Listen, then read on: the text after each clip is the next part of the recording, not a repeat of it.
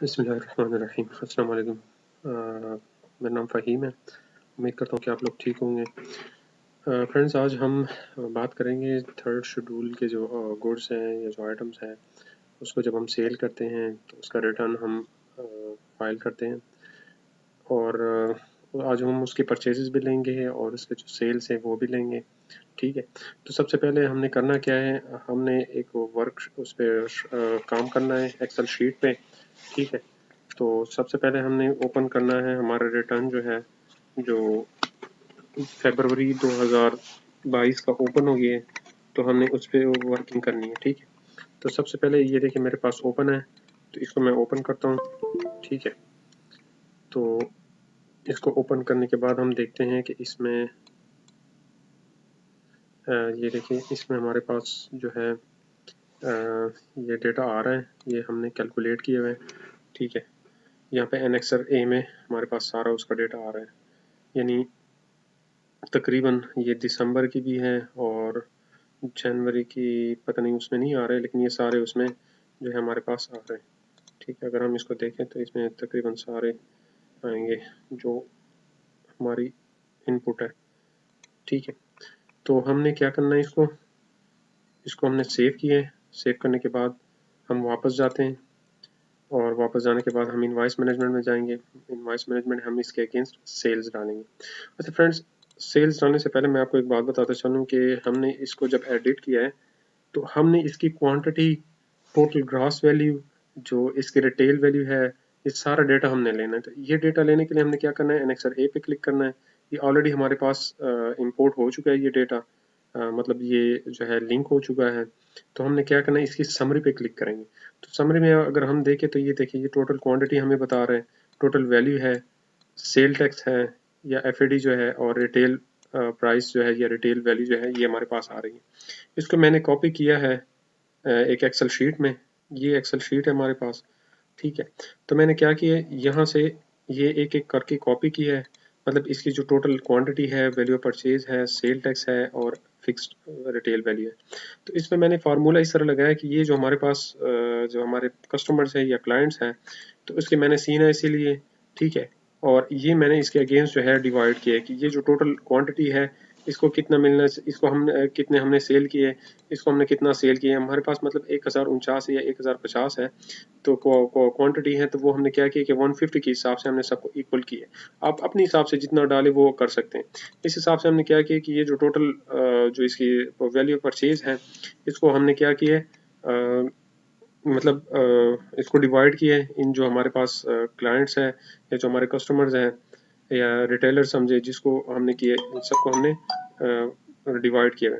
इसके बाद sale tax इसके अगेंस्ट इस पे मतलब ये भी इसी तरह वही आप इसका 17% भी ले सकते हैं, तो एक ही बात है। और ये रिटेल प्राइस है इसकी।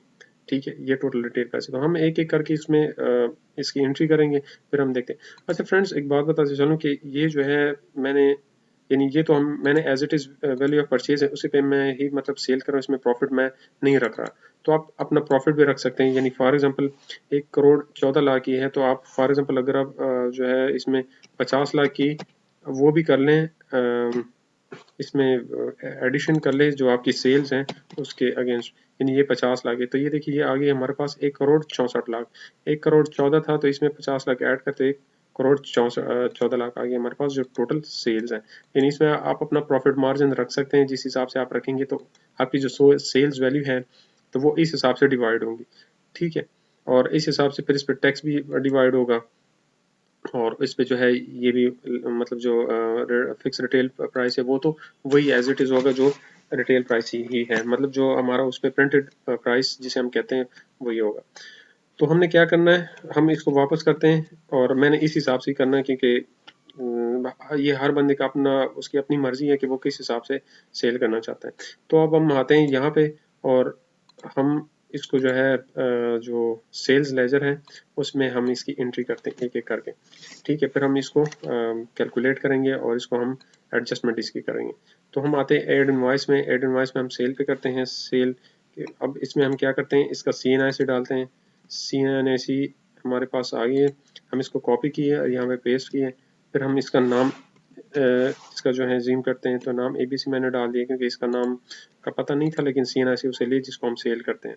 अब इसके बाद देखिए मैंने पहले ही बताया था कि मैं इस हिसाब से कर रहा हूँ कि ये जनवरी है और ये 22 है, मैंने इस हिसाब से इनवाइस डाल दिए।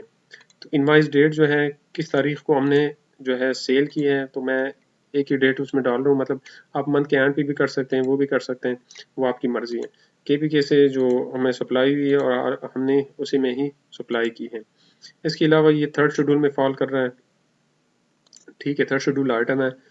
और इसके बाद ये जो है हम इसका HS कोड भी डालेंगे, वो चूँकि मुझे पता है ये सीमेंट्स का 25-23 है, इस पे रेट 17% आ गया।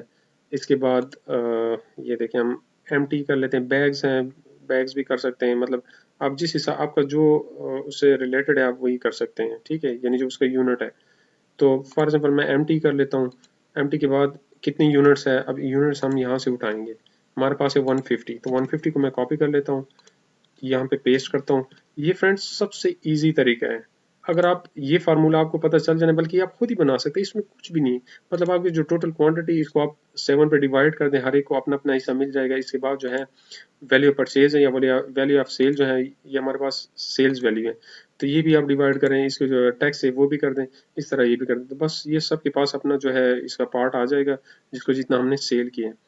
तो इसके अलावा जो है हम जो वैल्यू ऑफ सेल है इसको हम कॉपी करते हैं, यहाँ पे पेस्ट करते हैं। देखिए value of sale excluding sale tax है, तो हम इसका जो है रिटेल प्राइस इसमें हम डालेंगे, तो ये ऑटोमेटिक 2,97,077 जो है ये काउंट करेगा टैक्स। तो यहाँ पे हम इसको इंटर करते हैं, इंटर करने के बाद ये देखिए 2,97,076 या 77, यानी ये एक ही चीज़ है। तो ये आ गया हमारे पास। हमारे फर्दर टैक्स क्यों आ रहा है, क्योंकि ये हम उसको सेल कर रहे हैं जो अनरजिस्टर्ड पर्सन है, ठीक है। तो हमने यहाँ से हटा दिए फर्दर टैक्स, या आप उस पर चार्ज भी कर सकते हैं। तो क्या किया हम, इसको हमने सेव किया। अब ये देखिए ये इनवाइस का इशू दे रहा है कि ये इनवाइस जो है आप इस तरह नहीं कर सकते, आप डैशेस बिल्कुल इस्तेमाल करें, लेकिन ये आप जो है एब्लिक जो है इसको नहीं कर सकते। ये आ गया हमारे पास, ठीक है। अब हम इसके बाद क्या करते हैं, दूसरी एंट्री करते हैं, इसको कॉपी करते हैं। इसको कॉपी करने के बाद ये पेस्ट किए, इसमें हम CDE करते हैं या DEF करते हैं, ठीक है। इसके बाद हमारे पास ये सेल्स इनवाइस है, ये मंथ का ये दूसरा है, तो हम इसको 2 करते हैं। ये डेट वही आ गया, ये भी ठीक है। इसके बाद ये थर्ड शेड्यूल आइटम्स है, तो हम यहाँ से थर्ड शेड्यूल आइटम करते हैं, और इसको जो है हम वही जो हमारा जो हमारी प्रोडक्ट है उसका जो HS कोड है वो आपके पास होना चाहिए। उसका रेट वही 17% है, हम वही MT कर लेते हैं, और इसके बाद यूनिट्स डालते हैं। यूनिट्स हमारे पास 150 ही है, और जो हमारे पास ये वैल्यू थी, ये सॉरी ये मैंने वही CNIC नंबर कॉपी किया, इसको हम कॉपी करते हैं और यहाँ पे हम पेस्ट करते हैं। फिर इसके बाद सॉरी यहाँ से कट करते हैं, यहाँ पे पेस्ट करते हैं। अच्छा, इसके बाद फिर हम आते हैं यहाँ पे, और ये जो इसकी एक्सक्लूडिंग जो सॉरी इंक्लूडिंग वैल्यू है या रिटेल प्राइस है, वही हम इसको पेस्ट करते हैं। तो ये देखिए वही 2,97,000 आ रहा है हमारे पास। इसको हम हटा देते हैं और इसको सेव करते हैं। ये देखिए ये दोनों आ गए हमारे पास। फिर हम क्या करते हैं, इसको दोबारा करते हैं और इसमें इस हिसाब से हम सारे डाल लेते हैं, ठीक है। ये डालने के बाद फिर मैं आपको बताता हूँ कि क्या होता है। ये देखिए हमने सारी जो है वो इनवॉइसेस डाल दी है। अब हम क्या करते हैं, इसको क्लोज करते हैं।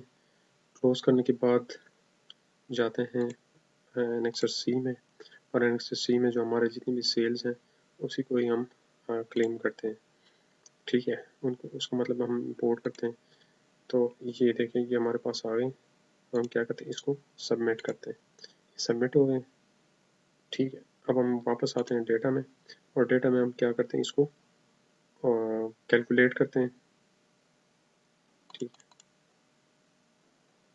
अब देखिए हमारे पास जो इनपुट है वो है सॉरी ये किधर आ गई, हमारे पास जो डेटा में इनपुट आ रहा है ये देखिए, ये 20,79,000 जो है ये हमारा जो इनपुट है, और आउटपुट का हमारे पास ये देखिए ये भी एज इट इज़ आ रहा है। तो हमारे पास जो पेबल में वो तो आएगा भी नहीं, क्योंकि हमारा जो क्या कहते हैं, ये पेबल में आ रहा है। ये क्यों आ रहा है?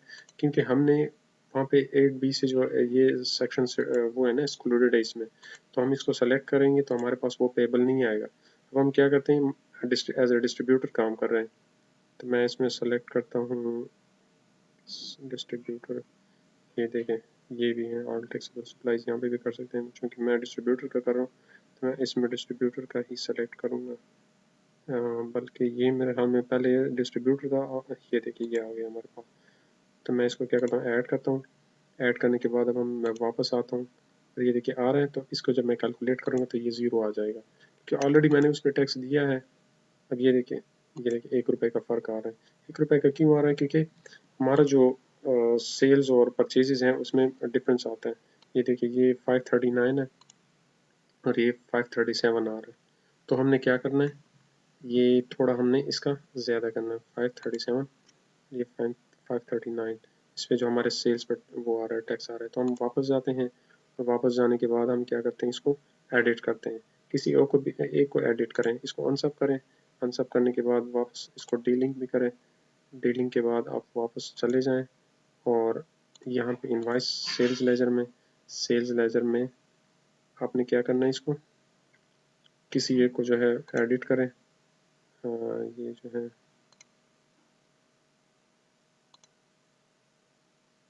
एडिट करें इसको, और एडिट करने के बाद हम क्या करते हैं कि इसका जो इसको हम थोड़ा सा बढ़ाते हैं, यानी इसको हम करते हैं 11 था तो ये हम 50 करते हैं।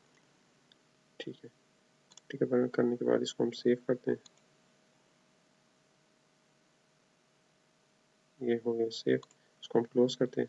अब हम दोबारा चेक करते हैं वहाँ पे, और फिर चेक करने के बाद इंशाल्लाह होपफुली कि इसमें जो है वो फ़र्क ख़त्म हो गया हो। सॉरी, बल्कि ये तो हमने ज़्यादा की, ये हमने कम करना था। चलो वापस जाते हैं और इसको हम दोबारा थोड़ा कम करते हैं, क्योंकि जो हमारे परचेजेस पे आ रहा था और उसमें डिफरेंस आ रहा है, तो ये हमने उस हिसाब से ही करना है। वो क्यों आता है? क्योंकि ये जो एक्सेल शीट है इसमें अगर आप इसको वो करें ना, एंटीगर्स इसमें बढ़ा दे, तो ये देखिए ये 7, तो ये 77 आता है। ठीक है, तो ये इस हिसाब से आ रहा है। तो हमने क्या करना है, इसी को ही एडिट करना है, और एडिट करने के बाद हम इसको सेल्स को कम करते हैं। यानी ये 5 है तो हम इसको, बल्कि ये हम कम ही करते हैं।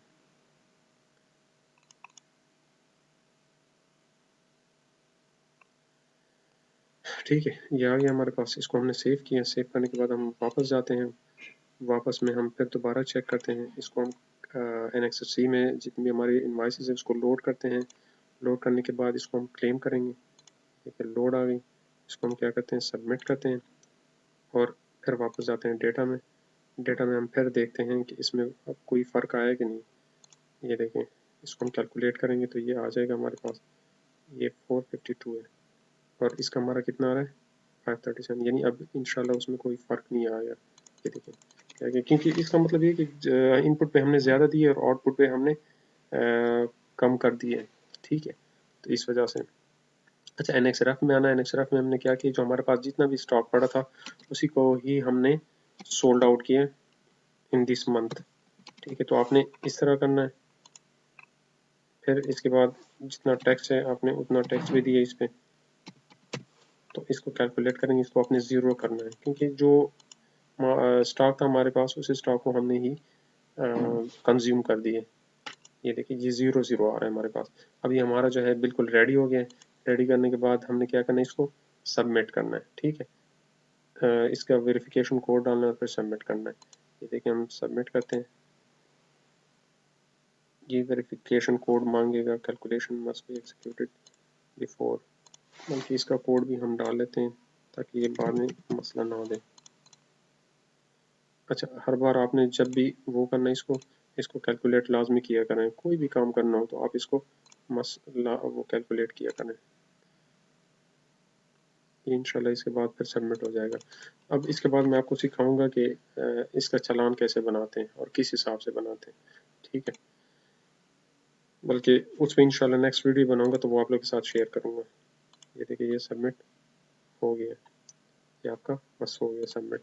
यहाँ पे आप चेक भी कर सकते हैं, ये डिक्लेरेशन में चले जाएंगे। देखिए हमने पिछले मंथ का जो है वो नील जमा कराया था क्योंकि कुछ भी नहीं था उसमें, तो ये आप इसको देख सकते हैं। ठीक है इंशाल्लाह फ्रेंड्स, इसके बाद मैं जो हमारे पास टॉपिक्स रहते हैं, एक तो मैंने क्या करना है, इसका चालान बनाना है। इसके बाद फिर हम कमर्शियल इंपोर्ट का वो करेंगे, प्रैक्टिकल करेंगे कि उसके रिटर्न कैसे फाइल करेंगे। ठीक है, उसमें हम सारी चीज़ें हम बताएंगे जो कमर्शियल इंपोर्ट हमने किया है और उसमें हमने कितना टैक्स दिया है, एनएक्सआरएफ में हमने क्या वर्किंग करनी है, वो सारा कुछ मैंने बताना है। ये नए पोर्टल के बारे में है, पुराने पोर्टल पे हमने बहुत सारा काम किया तो अब तो वो चला गया चूँकि। और जो इसके बाद हम करेंगे, जो बहुत सारे जो हमारे व्यूवर्स हैं कमेंट बॉक्स में मैसेज भी छोड़ते हैं, मुझे व्हाट्सएप भी करते हैं, वो कहते हैं कि सर वो हमें जो है जो गवर्नमेंट सर्वेंट को सर्विसेज, गवर्नमेंट डिपार्टमेंट से उसको हम सर्विसेज देते हैं, तो उसका जो है हमें रिटर्न प्रैक्टिकली करा के दे दें। तो इंशाल्लाह जो हमारी थर्ड वीडियो होगी तो वो मैं उसी पे ही बनाऊंगा। ठीक है फ्रेंड्स, इससे रिलेटेड कोई भी क्वेश्चन हो, कोई भी क्वेश्चन हो, आप लोग बिल्कुल पूछ सकते हैं, आप कमेंट में भी मैसेज छोड़ दिया करें। अच्छा फ्रेंड्स, मैं आपसे एक रिक्वेस्ट करता हूँ, मेरे चैनल को सब्सक्राइब करें, क्योंकि इससे आप सब्सक्राइब करेंगे तो आपको हर आने वाली वीडियो मिलेगी, और दूसरा आपको ये फ़ायदा होगा कि आपको जो है अपडेट्स में मिलेंगी। इसके बाद इसको शेयर करें, कमेंट करें, कमेंट में मुझे थोड़ी कम्प्लीमेंट चाहिए, ताकि आप कम्प्लीमेंट देंगे तो इंशाल्लाह मुझे भी ये होगा कि मैं आगे से अच्छी वीडियो बनाऊंगा। और इंशाल्लाह जो आपके क्वेश्चन होंगे आप यहाँ पे लाजमी बता दिया करें कि इससे रिलेटेड कोई मतलब वीडियो बनाया करें या ये करें, तो मैं कोशिश करता हूँ कि सबके जो है जिसके से ज़्यादा इससे रिलेटेड मतलब क्वेश्चन हो तो मैं उसी को ही आंसर करूँगा, मतलब उससे रिलेटेड मैं आपको वीडियो बना के दूंगा। ठीक है फ्रेंड्स, तो इंशाल्लाह इससे रिलेटेड कोई भी क्वेश्चन हो आप लोग पूछें, और कमेंट में भी करें, मैसेज करें, व्हाट्सएप करें, इंशाल्लाह मैं आप लोग को रिप्लाई करूँगा। ठीक है फ्रेंड्स, इजाज़त दीजिए, अल्लाह हाफिज़।